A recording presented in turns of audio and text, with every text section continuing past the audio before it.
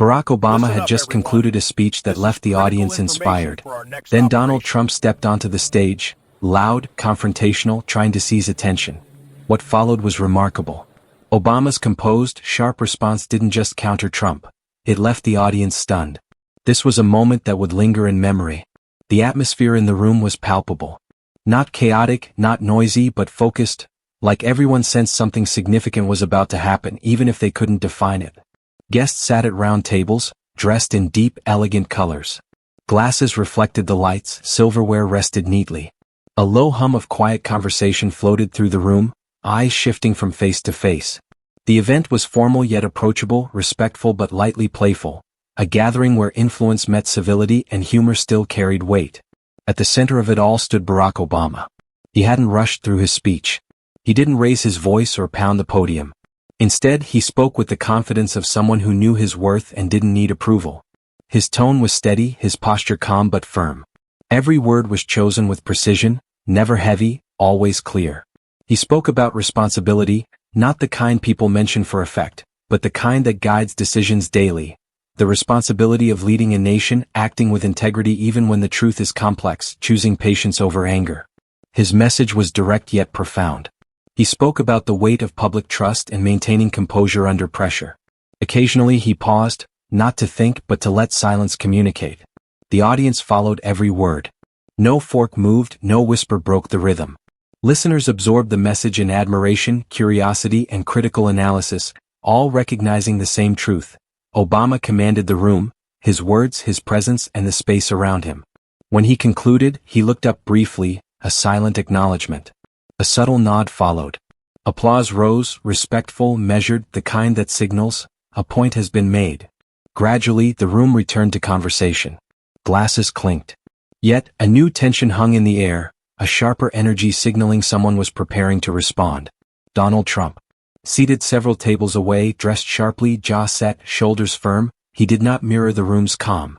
While others clapped, he remained still, eyes fixed on Obama as if evaluating a challenge. This was before his presidency, but his reputation preceded him, bold, confrontational, and unafraid to speak what others hinted at. Subtlety was not his approach. Attention was his currency. History between the two men added an unspoken layer of tension. It wasn't mentioned aloud, but it was understood.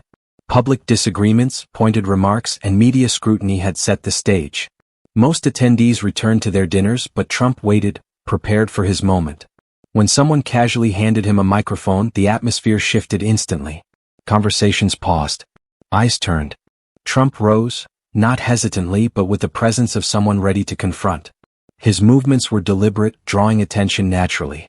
Obama remained seated, composed, jaw relaxed, eyes steady. The contrast heightened the moment.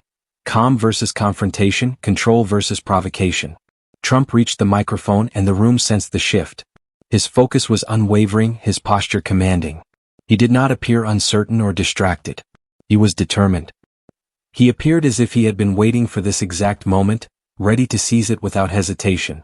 The audience shifted slightly in their seats, subtle adjustments, squared shoulders, eyes lifting. Conversations quieted. Breath slowed.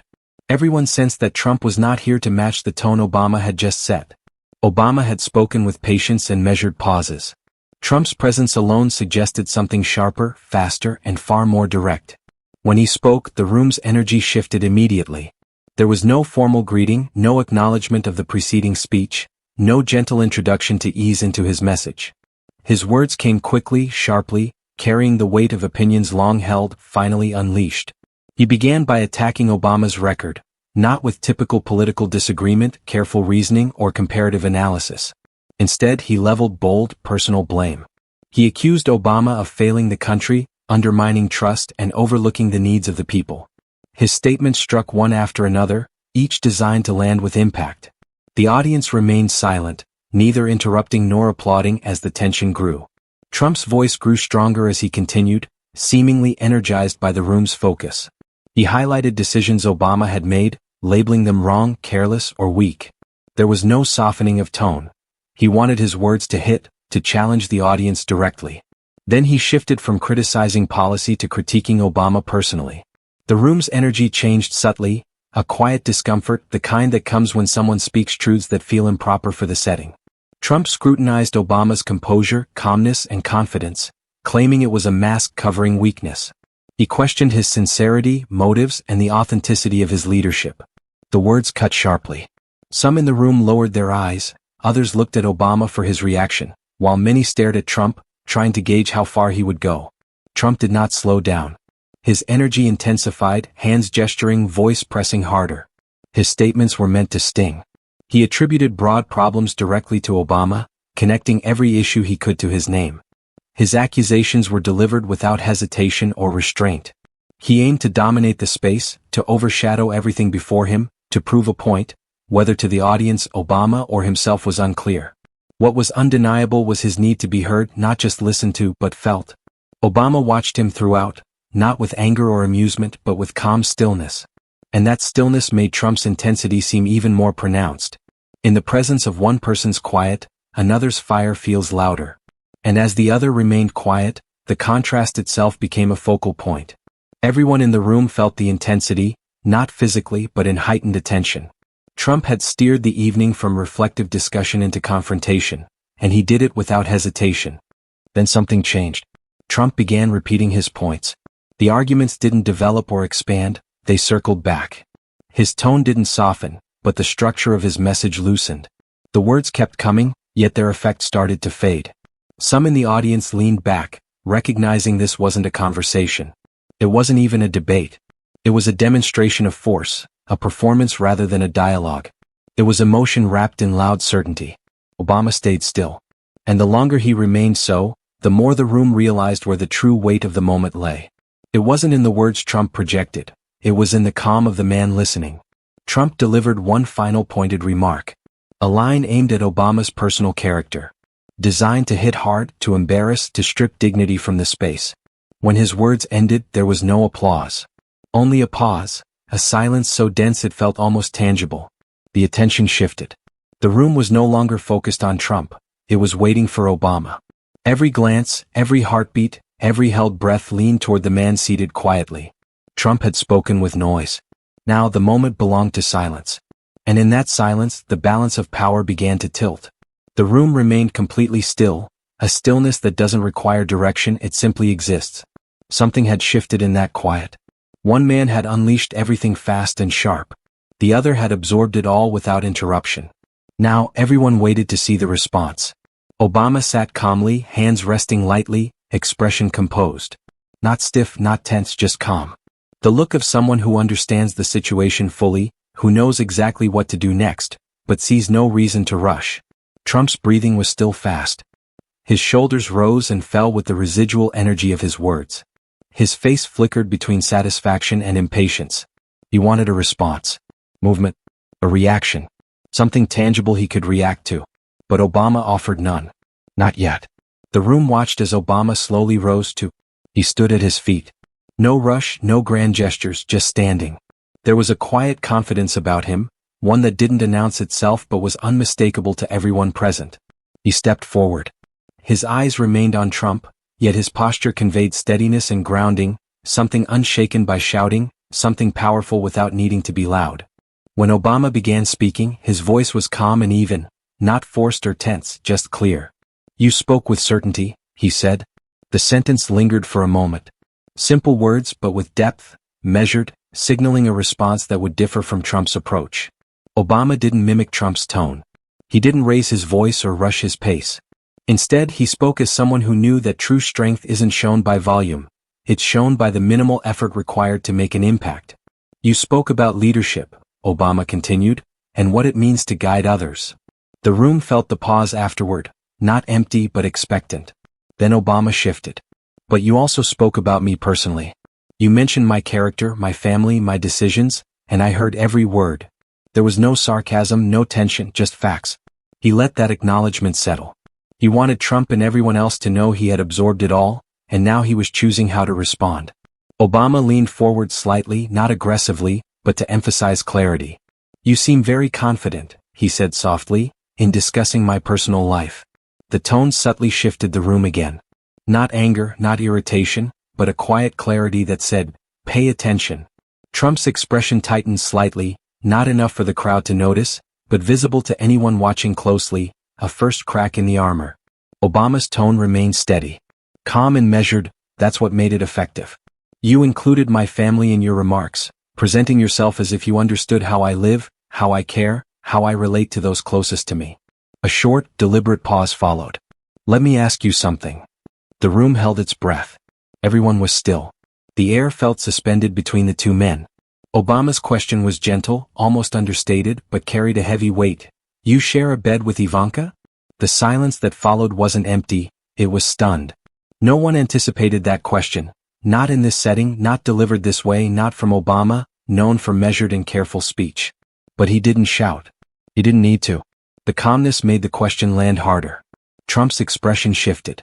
The certainty he had carried into the room began to waver. It didn't vanish instantly, it loosened slowly like a mask slipping. He opened his mouth to respond, but initially no sound came. His jaw moved, hands tensed, eyes darting, searching for something to regain control. A reply, a deflection, anything. The room remembered. Everyone remembered an interview from years ago, an offhand comment that lingered. If Ivanka weren't my daughter, perhaps I'd be dating her. A sentence that cast a long shadow, never gone, always waiting for a light to fall on it. Obama didn't repeat the quote. He didn't need to. The question alone had exposed it. The moment stretched. Trump's breathing was uneven. The confidence he had carried into the room had been disrupted in a way that couldn't be quickly repaired.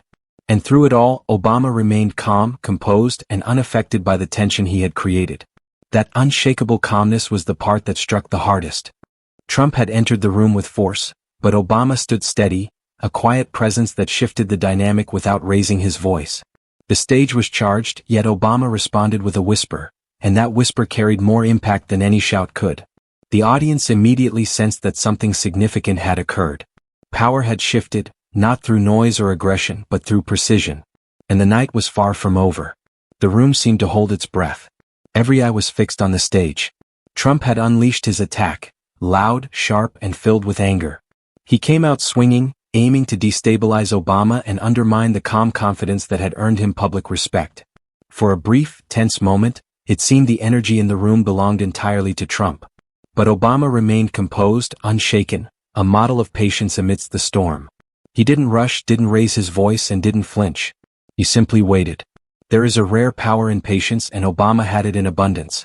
The audience could feel it. The tension was palpable, almost physical, like a spring wound too tightly. Every whisper, shuffled step, and quiet breath seemed amplified. In that space, Obama's silence spoke louder than any words could. Then he spoke. His voice was calm, measured, and deliberate. There was no panic, no fear. Every word carried weight as though etched into the room itself. He addressed Trump directly, but not with aggression. Instead, his approach was precise, purposeful, honed by years of observation, experience, and a deep understanding of human behavior. What you just said, Obama began, quiet but firm, shows exactly why we must hold ourselves accountable for our words and actions. The audience leaned in. Even the skeptics, those expecting a heated clash, were drawn in by the unexpected calm of his delivery. He didn't attack, didn't escalate. He simply revealed a truth visible to all, though many might prefer to ignore it. By emphasizing accountability, he framed the moment as bigger than a personal confrontation. It was about integrity, responsibility, and the gap between words and principles. Trump attempted to interrupt, raising his voice with familiar bluster and sharp-edged remarks that had defined his stage presence for decades. But Obama did not waver. He held his ground. Each interruption only deepened the contrast. One man reactive, loud, and volatile. The other composed, deliberate, and unyielding. In that instant, the audience sensed a shift. The balance of power was changing, not through volume or force but through calm clarity and measured poise. Then came the moment that stunned everyone in the room. After establishing his composed authority and framing the broader theme of accountability, Obama delivered his sharpest line yet. It was brief, simple, and yet devastating in implication. You share a bed with Ivanka? The words sliced through the tension like lightning. Silence fell immediately. The room paused, processing the directness of the question. Some gasped, others laughed nervously, unsure how to react to such boldness. Trump, caught completely off guard, froze. The audacity of the question struck a nerve. It was a calculated move, demonstrating Obama's skill in reading his opponent and turning vulnerabilities into revealing truths. This was more than a clever remark. It was a precise display of timing and awareness. Obama had studied the room, gauged the impact of every word, and delivered a line that both fulfilled audience expectations and placed Trump in the spotlight. It was daring, yes, but not reckless.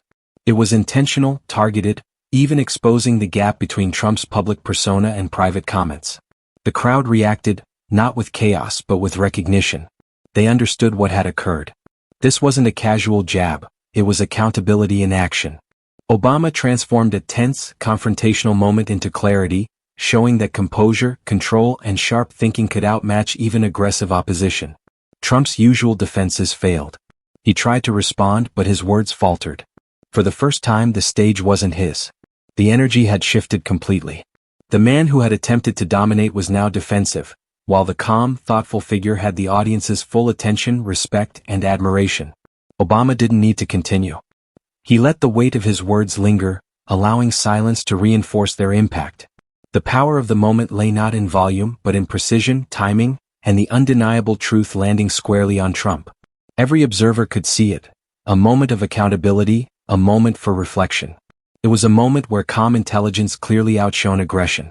When Obama spoke again, he did so with the same steady tone, reinforcing his point without descending into insults or chaos. He reminded everyone, including Trump, of a simple principle. If you attack, you must be prepared to face the consequences. His composed, precise delivery made the message clear. No shouting, no anger, no loss of control. The audience was captivated, not by theatrics, but by the unmistakable contrast in character. Ultimately, Obama's measured yet sharp response demonstrated something timeless. True strength isn't always about volume or aggression. Often it lies in timing, awareness, and the courage to speak truth clearly. Every eye in the room saw it. Every ear caught the cutting edge of accountability. For the first time that evening, Trump seemed unsettled, unable to respond effectively to the calm but devastating precision of Obama's words. The moment after Obama's pointed question lingered in the air like a storm waiting to break. Trump, caught off guard, felt the room's attention shift instantly. For decades, he had relied on volume, bravado, and sheer force to dominate conversations. But none of that worked now. The calm, deliberate precision of Obama's words had completely thrown him off balance. Trump's initial reaction was disbelief. His eyes searched the room, looking for an ally, a familiar face, or any sign that the audience might rescue him. But the room remained silent, waiting to see his next move. The pressure mounted, and for a brief moment, his confident facade cracked. Then came the outburst. His voice rose sharply, cutting through the tension. Loud, aggressive, as if volume alone could erase the sting of Obama's point. He shouted, tried to deflect, and launched into a defensive spiral, repeating old points, pointing fingers, and attempting to shift focus back onto Obama. But the effort fell flat. His words, once commanding, now seemed scattered, reactive, and unconvincing. Every attempt to regain control only highlighted his flustered state. The audience could sense the difference clearly. They witnessed a man accustomed to control struggling to maintain composure under pressure. Trump's anger was palpable but unfocused. He was no longer leading the conversation, merely reacting to it. In that moment, the contrast between the two men was unmistakable. One calm, deliberate, and confident, the other loud, defensive, and visibly rattled. Obama, however, remained unshaken. He did not raise his voice or respond with anger. He waited for the right moment, allowing Trump's outburst to peak before cutting through the noise with clarity and precision. When he spoke again, his words were deliberate, almost surgical. If you dish it out, you must be able to take it. Otherwise, don't give it. The simplicity of the statement amplified its power. It was not just a response to the immediate confrontation. It was a lesson in accountability applied in real time. The room felt its impact instantly. The statement underscored a key truth Trump had struggled to show during the exchange. Attacking others carries responsibility, and one cannot expect to avoid consequences when throwing personal jabs. Then came the second, even more striking moment. Obama referenced Trump's past remarks carefully and methodically, connecting the current confrontation to a previous instance that had already unsettled many. He reminded the audience of Trump's 2006 interview with Howard Stern, where he had made comments about his daughter Ivanka that were widely regarded as inappropriate. By bringing this up, Obama wasn't simply responding to Trump's current attacks. He revealed a pattern, exposing a clear contradiction between Trump's public persona and his past statements. The audience reacted with a mix of surprise, shock, and understanding. Obama's words weren't meant to embarrass unnecessarily, they highlighted a truth, an inconsistency visible to anyone paying attention. He made it clear that personal attacks invite scrutiny in return, and his timing and delivery left Trump little room to maneuver. Trump tried to regain control, shifting topics, raising his voice, and attempting to distract the audience from the sharp truths that had just landed. But the effort fell flat. The audience had already observed the dynamic. One person was composed, articulate, and commanding attention through reason and timing, while the other reacted emotionally, losing credibility with each passing moment. It became obvious that Trump's strategy had failed. He had aimed to dominate the stage, attack Obama personally, and rally the crowd behind him. Instead, he found himself unusually on the defensive, visibly frustrated, and struggling to regain authority. Obama's calm, focused responses highlighted the difference between reacting impulsively and responding thoughtfully, between aggression and controlled precision. Eventually, Trump attempted to retreat. Realizing the confrontation was slipping from his control, he sought a way to exit gracefully, or at least appear to, by changing the subject and redirecting attention. Yet even this attempt emphasized the shift in power. The contrast was clear. A man trying to escape the consequences of his words versus a man facing them head-on with confidence and composure. As Trump left the stage, the room remained charged with the impact of the exchange. Obama had demonstrated that wit, timing, and calm authority could neutralize aggression entirely. He showed that personal attacks could be met with measured responses that elevate the discourse rather than lower it. He reminded everyone that accountability is not optional. It is essential in both public life and personal conduct. The moment left a lasting impression. It wasn't just a verbal confrontation, it was a demonstration of character, presence, and the ability to stay unshaken under pressure.